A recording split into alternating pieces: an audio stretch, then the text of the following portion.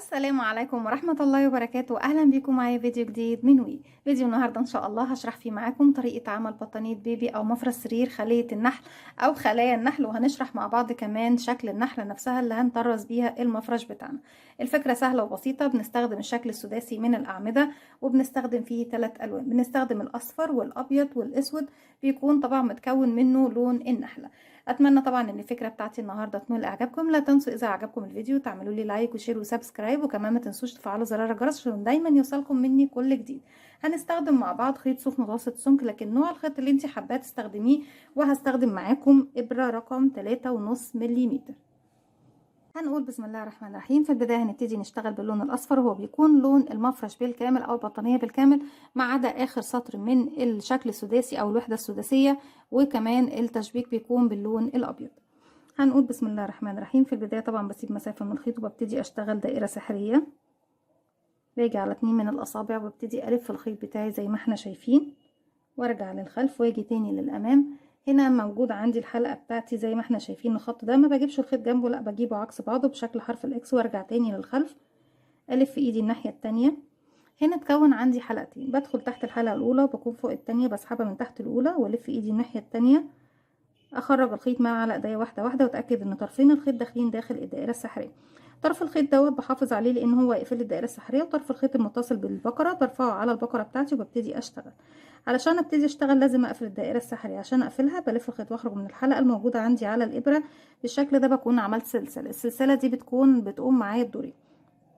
الدور الاول هي قفلت لي الدائرة السحرية، الدور التاني هي بيكون جزء من ارتفاع الغرزة الاولى اللي هشتغلها.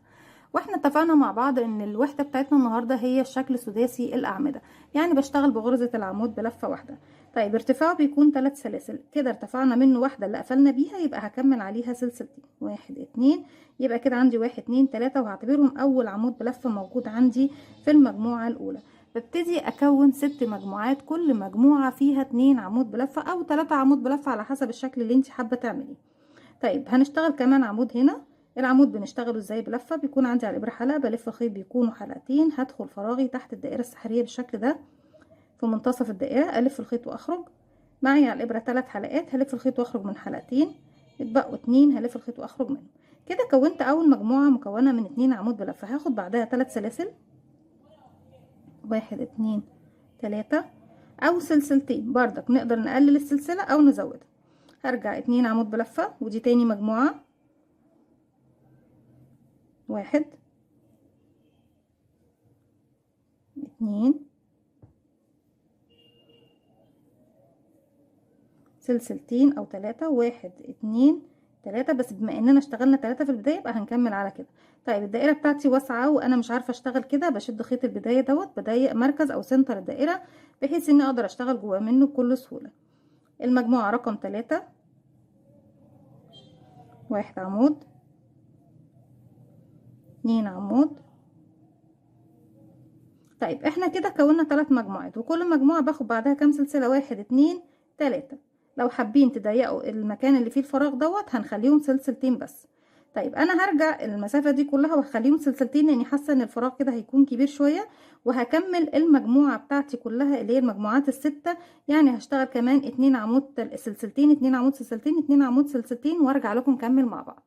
رجعت لكم تاني وانا كده صغرت خليتهم سلسلتين بس يا بنات، بس زي ما قلت لكم هو اختياري، تخلي الزاويه بتاعتك 3 سلاسل او سلسلتين زي ما انت حابه، على حسب طبعا حجم الشغل اللي بتشتغليه. لكن بما اننا بنتكلم على بطانيه بيبي فمش حابين المسافات تكون واسعه او الفراغات تكون واسعه معانا. كده كونا 1 2 3 4 5 6، وبعد كل 2 عمود بلفه اخدت سلسلتين. طيب مركز الدائره خلاص بقى بشد خيط البدايه بقفله بالشكل ده. هاجي عندي بعد ما اخدت سلسلتين في تالت سلسلة ارتفاع 1 2 رقم 3، بدخل فيها واخلي معايا خيط البداية والف الخيط واخرج منها ومن الحلقة ايه اللي عندي على الابرة. طيب احنا دلوقتي المفروض ان احنا بنبتدي نشتغل. هشتغل من نفس المكان اللي انا فيه، هرتفع 1 2 3، وهعتبره اول عمود بلفة فوق الثلاث سلاسل اللي احنا شايفينهم دول يا بنات.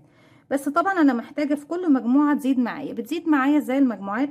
اني بشتغل على السلاسل دي اللي هي كل سلسلتين بشتغل عليهم زاوية، والزاوية بتاعتي بتكون 2 عمود بلفة، سلسلتين 2 عمود بلفة. طيب هروح بقى عشان اوصل للزاويه، انا لسه فاضل لي العمود ده. انا اشتغلت فوق ايه الثلاث سلاسل الاولانيه، يعني اشتغلت فوق العمود الاول عمود، العمود التاني بشتغل فوقيه عمود، وصلت للسلسلتين هشتغل فوقيها. اما انك تشتغلي 2 عمود سلسلتين 2 عمود، او تشتغلي عمود سلسلتين عمود. هنشتغل 1،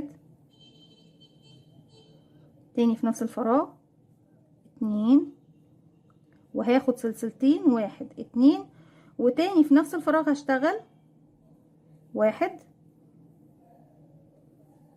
2.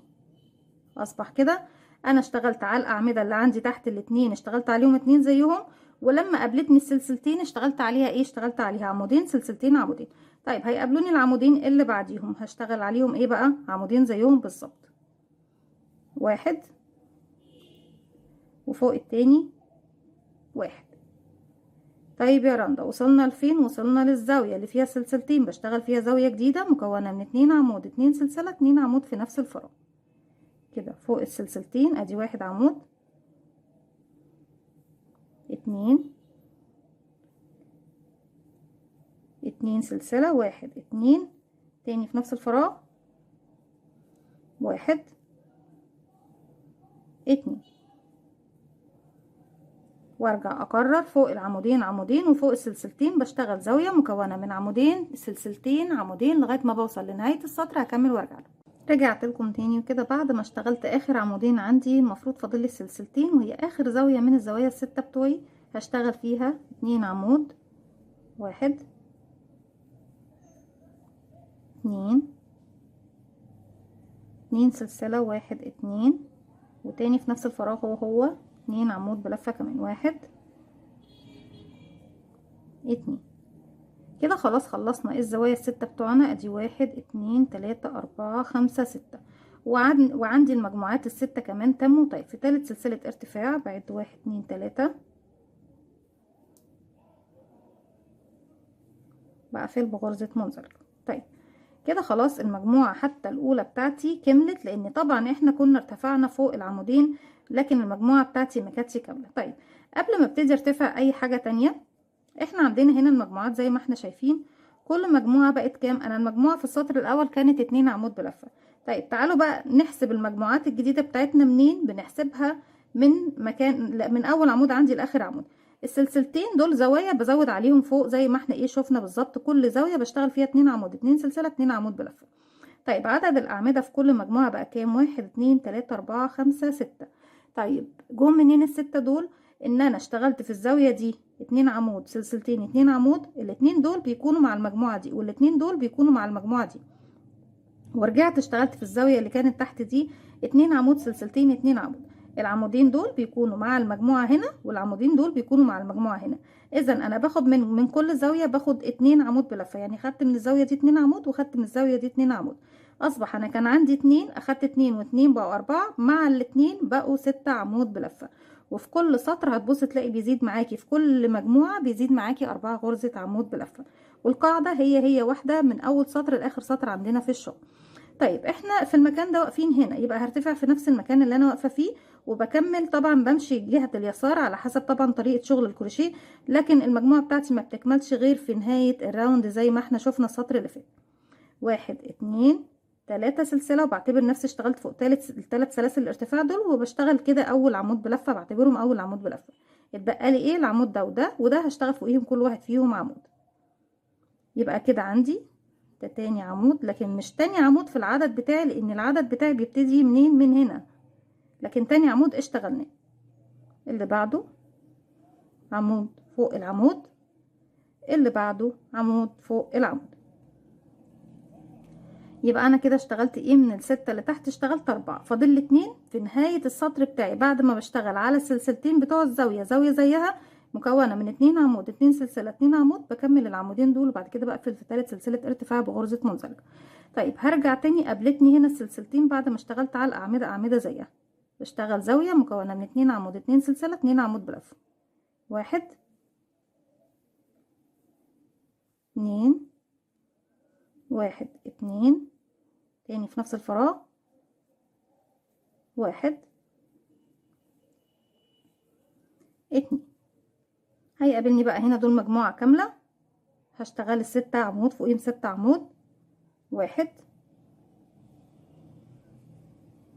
2 3 4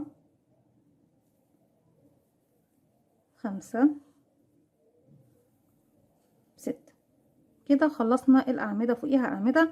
وصلت للسلسلتين اللي في الزاوية، بشتغل فوق الزاوية زي ما احنا عارفين 2 عمود 2 سلسلة 2 عمود، وفوق الأعمدة أعمدة لغاية طبعا ما بوصل لنهاية السطر بتاعي بنفس الطريقة. هكمل وارجع لكم. رجعت لكم تاني وكده خلاص في نهاية السطر بتاعي، فاضل لي 2 عمود بلفة اللي هم المكملين للمجموعة الأولى. بعد ما اشتغلت على السلسلتين الزاوية الأخيرة 2 عمود 2 سلسلة 2 عمود، المفروض ان احنا بنشتغل الاتنين عمود دول عشان يكملوا لي المجموعة الأولى.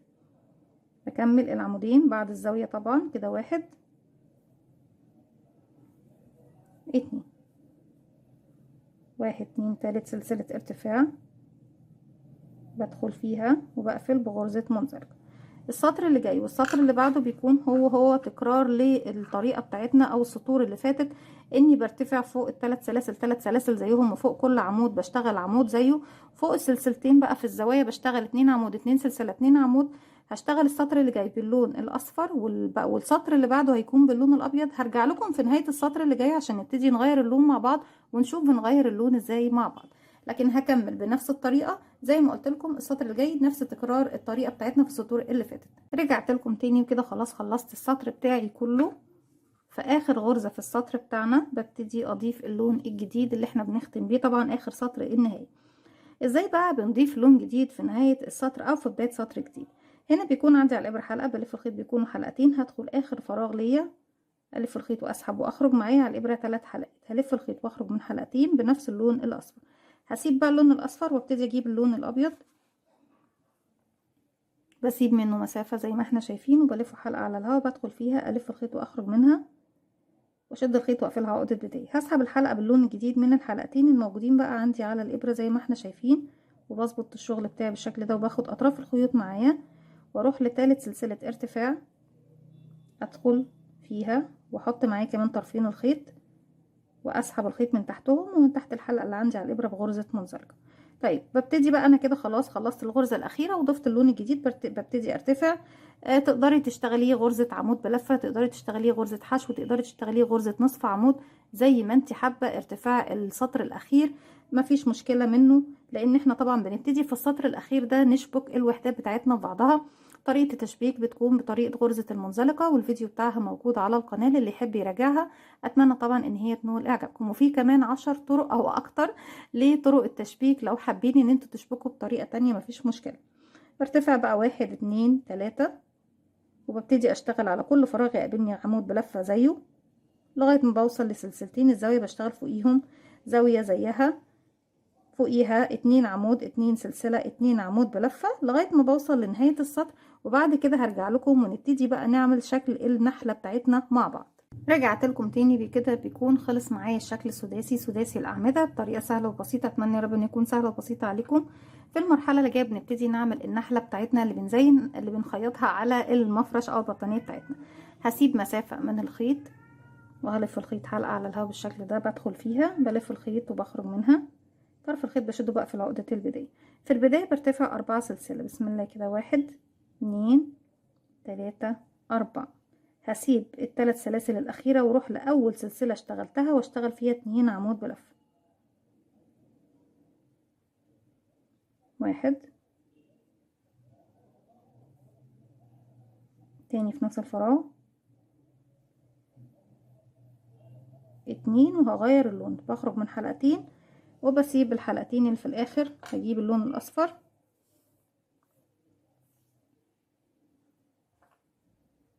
بدخل ألف الخيط وأخرج وأقفل عقدة بداية وأسحبه من الحلقتين الباقيين عندي في الآخر زي ما احنا شايفين. طيب هرتفع 1 2 3 وهعتبره أول عمود بلف موجود معايا فوق العمود الأول. بسحب معايا أطراف الخيوط الأسمر لأني هسحبه في السطر اللي جاي، واللون الأصفر الجديد اللي احنا طبعا لسه ضايفينه عشان ما يبانش معايا ايه شكله وحش. فوق أول فراغ هشتغل كمان ايه، هشتغل كمان عمود بلف. يعني بعمل تزايد على اول غرزة بتقابلني.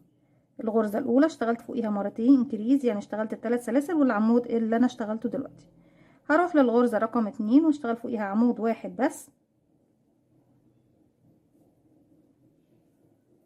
الغرزة الاخيرة وهي ثالث سلسلة ارتفاع بشتغل فيها 2 عمود بلفة.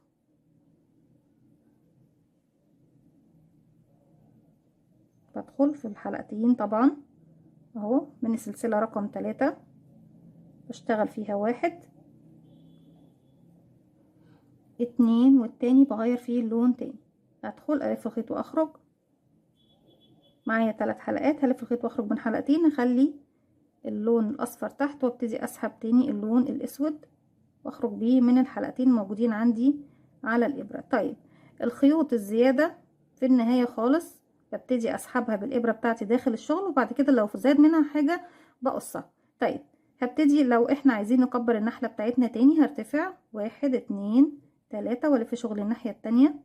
هسحب معايا اللون الاصفر لاني هسحبه في السطر اللي جاي، بجيبه في ظهر حرف الفي زي ما احنا شايفين. الفراغ الاول هشتغل فوقيه كمان مرة في نفس الفراغ.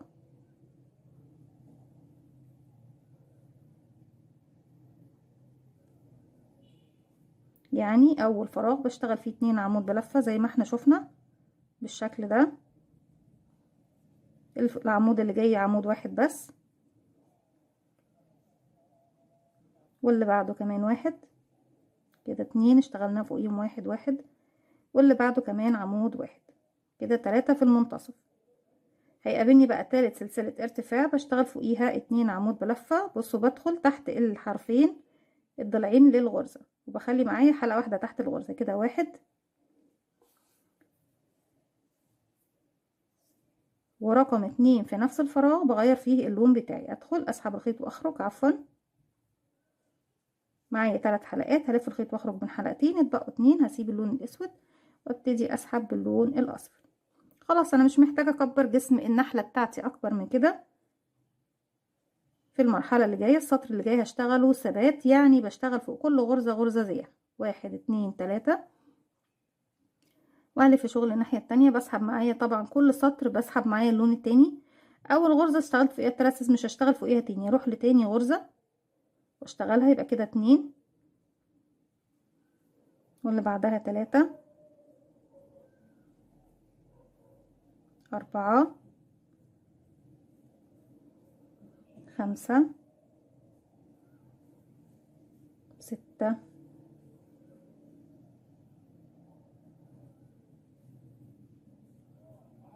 7 في تالت سلسلة ارتفاع.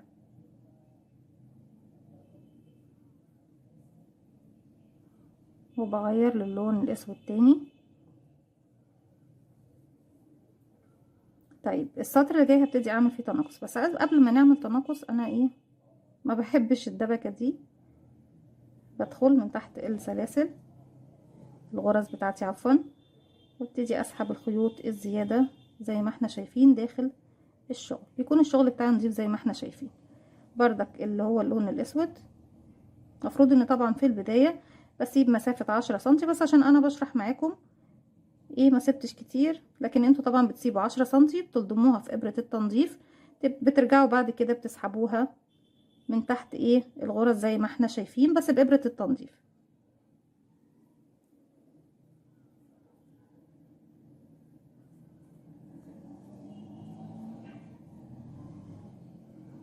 خلاص بالشكل ده الخيوط بقى اللي بتبقى زيادة معايا بقصها.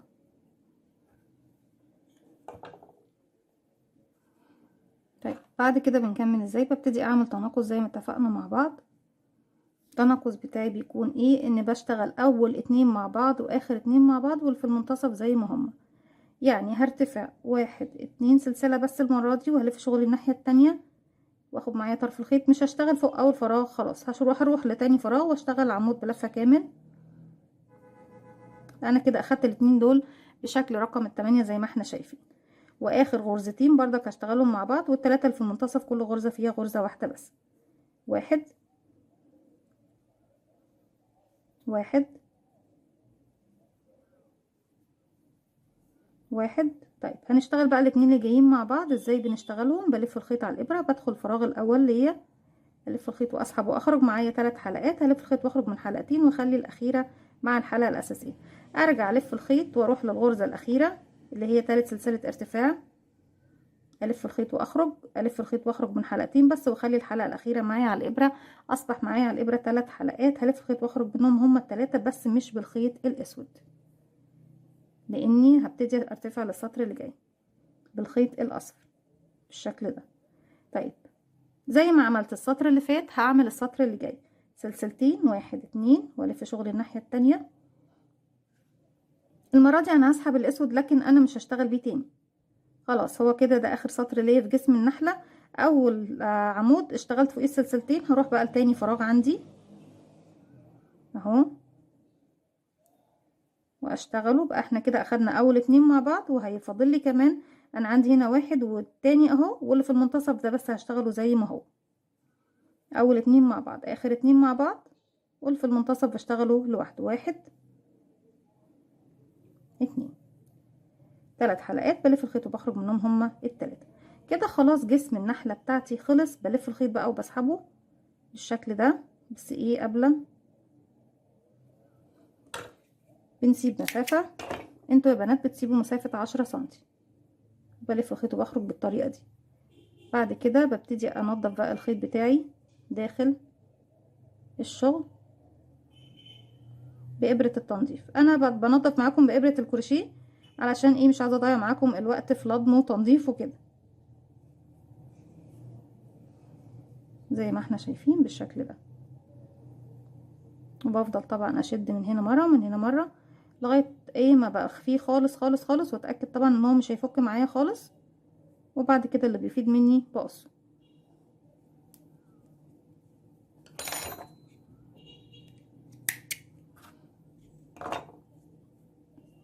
نفس النظام برضك بيكون اللون الاسود، بس هنسيب النحله بتاعتنا دلوقتي دي ونبتدي نعمل راس النحله.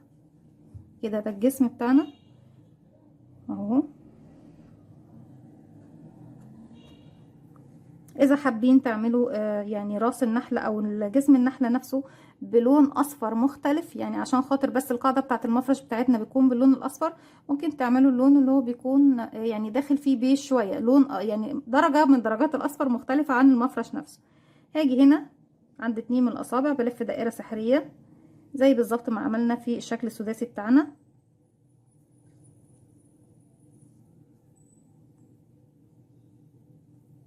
وابتدي طبعا احنا كده ارتفعنا سلسله قفلنا بيها، هشتغل داخل الدائره السحريه بتاعتي دي 6 غرزات حشو زي بنشتغلها بسرعه كده. بيكون عندي على الابر حلقه، بدخل فراغي اسحب الخيط واخرج، معايا على الابر حلقتين بلف الخيط واخرج منهم كده. 1 2 3 4 5 6. بقفل الدائره بتاعتي وابتدي اقفل في اول غرزه اشتغلتها، بدخل تحت حرف الفي كامل. الضلعين بتوعي بيكونوا على الابره زي ما احنا شايفين، ومعايا كمان طرف خيط البدايه. هلف الخيط واخرج من تحتهم من تحت الحلقه عندي على الابره بالشكل دوت. انا عملت كده سطر. هل الحجم كده مناسب؟ لا لسه محتاجه اكبر، فبزود الغرز بتاعتي. برتفع 1 سلسله وفوق اول فراغ بشتغل مرتين اهو. 1 تاني في نفس الفراغ، 2 وفوق كل فراغ من الفراغات ال6 بشتغل مرتين، يعني بيكون عندي تزايد فوق كل الغرز. بدل ما كان عندي 6 بيكون عندي 12 غرزة كده. عندي 1 اشتغلت فوقيها 2، دي رقم 2 بشتغل فيها 1 تاني في نفس الفراغ، 2 رقم 3 1 2 رقم 4 1 2 رقم 5 1 2 رقم 6 والأخيرة 1 2. طيب بصوا يا بنات، المكان اللي انا قفلت فيه بمنزلقه ده مش مكان غرزه، يعني ما بشتغلش فوقيه، مش من العدد بتاعي. هروح لاول غرزه اشتغلتها واقفل بغرزه منزلقه. اصبح عندي العدد السطر اللي احنا طبعا اشتغلناه ده بقى 12. طيب كده راس النحله بتاعتي مناسب؟ لا هنكبر كمان سطر وبتفضلي تمشي. يعني انت ممكن تشتغلي باي سمك خيط وباي حجم طبعا ابره مناسب لسمك الخيط العدد او الحجم اللي انت محتاجاه للنحله. وكمان الشكل السداسي. برتفع سلسله، اول غرزه بشغل فوقيها غرزه واحده بس. الغرزه رقم 2 بيكون فيها تزايد انكريز، يعني بشتغل فوقيها مرتين. 1 تاني في نفس الفراغ 2. هرجع غرزه فيها غرزه بدون تزايد، فوقيها غرزه واحده، والغرزه رقم 2 بيكون فيها غرزتين، يعني حشو 2 حشو، حشو 2 حشو، حشو 2 حشو، وهكذا لغايه طبعا ما بوصل لنهايه السطر بتاعي بيكون معايا 18 غرزه حشو كده. 1 1 2 1 1 2 1 1 2 في نفس الفراغ، 1 1 2 في نفس الفراغ. وكده بتكون خلصت راس النحله بتاعتنا. في اول غرزه اشتغلناها بقفل بغرزه منزلقه، بسحب الخيط بالشكل ده وببتدي اقص وانضف طبعا ايه الشغل بتاعي. طيب انا عايزه ابعد بس ايه النحله عن الشغل بالشكل ده اهو. بجيبها وببتدي اخيط الرأس طبعا في الجسم بالخيط اللي بفاوض من هنا حوالي 10 او اكتر سنتي من الخيط، وبعد كده بعد ما بسحب الخيط ببتدي اخيطه في النحله نفسها. طيب احنا ايه بنعمله تاني في رأس النحله دي قبل ما ابتدي ان انا اخيطها او اعمل لها العيون بتاعتها؟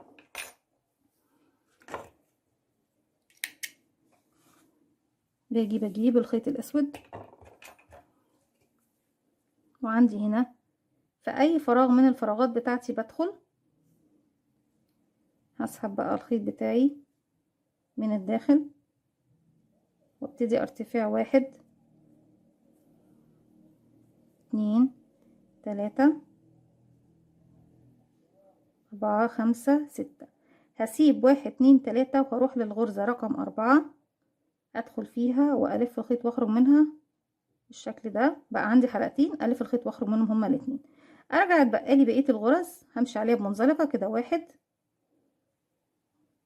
واول واحدة كمان همشي عليها بمنزلقة كده 1، وارجع تاني في نفس الفراغ اللي انا بدأت منه هدخل واعمل غرزة منزلقة زي ما احنا شايفين بالشكل ده بتكون ودان النحلة بتاعتي. طيب انا طبعا مفروض ان انا بقص الخيط وببتدي بإبرة التنظيف انضف، وبعمل كمان ودن تانية في المكان ده.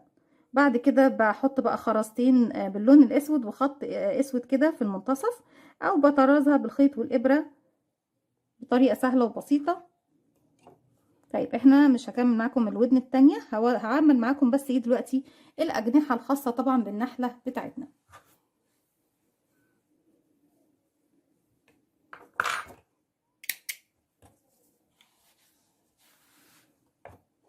بتكون ازاي الاجنحة بتاعتنا؟ بسيب مسافة من الخيط زي ما احنا شايفين ولف الخيط حلقة على الهواء، وهبتدي ارتفع 8 سلسلة. بقفل عقدة بداية وارتفع بسم الله 1 2 3 4 5 6 7 8. طيب من ال8 دول او ممكن كمان ايه نقلل عنهم زي ما انتوا حابين ارتفاع الجناح بتاعكم. هسيب السلسلة الاولى واروح للسلسلة التانية واشتغل فيها غرزة حشو. السلسلة اللي بعدها نصف عمود،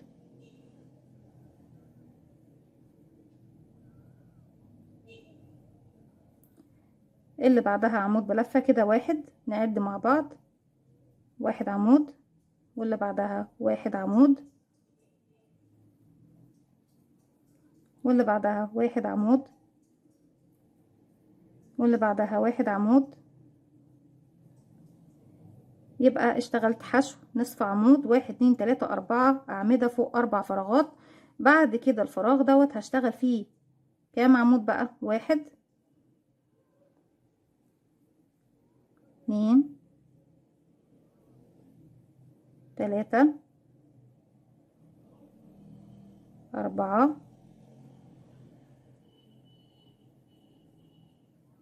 5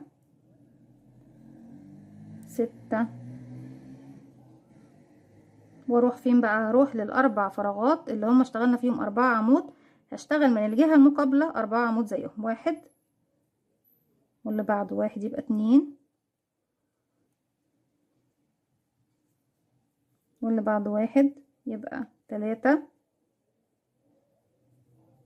واللي بعده واحد يبقى 4، واللي بعده نصف عمود، واللي بعده غرزة حشو بالشكل ده. خلص كده معايا الجناح. ببتدي بقى بسيب مسافة من الخيط وبسحب الخيط بالشكل دوت، بسيب 10 سنتي، وابتدي اشبك الاجنحة بتاعتي في النحلة زي ما احنا شايفين كده جناح، وبيكون هنا كمان جناح. وما ننساش كمان ان احنا بنعمل الودن التانية من النحلة بتاعتنا. مش هطول عليكم، كل الشغل بتاعي بعد كده بيكون كله بالتشبيك بالخيط والابرة، ان انا بخيط بقى الاجزاء في بعضها بطريقة سهلة وبسيطة، وبعد كده بشبكهم بحطهم على المفرش بتاعي او على الوحدات بتاعتي. مش كل الوحدات بيكون عليها يعني نحل، انت بتنطري النحل على حسب ما انت حابة. مثلا بطانية البيبي ممكن تاخد 10 نحلات بالكتير قوي، على حسب طبعا الشكل السداسي اللي هتعمليه. ايا كان العدد اللي بتعمليه مش هتاخد اكتر من 10 او 12 واحدة من النحلات بتاعتنا. وزي ما قلت لك بنبتدي نحط هنا خرزتين سود، او بالخيط الاسود بتبتدي تخيطي اكتر من مرة في المكان، تملي المكان، وبتعملي بق صغنطط كده بشكل نص دائرة. دي كانت الفكرة بتاعتي النهاردة، بطانية البيبي او مفرش سرير من خلية النحل بالشكل سداسي الأعمدة. أتمنى يا رب إن هو يكون سهل وبسيط وإن هو ينول إعجابكم. ما تنسوش لو عجبكم الفيديو تعملوا لي لايك وشير وسبسكرايب، واستنوني فيديو جديد من وي. وكمان فعلوا زرار الجرس عشان يوصلكم مني كل جديد. السلام عليكم ورحمة الله وبركاته.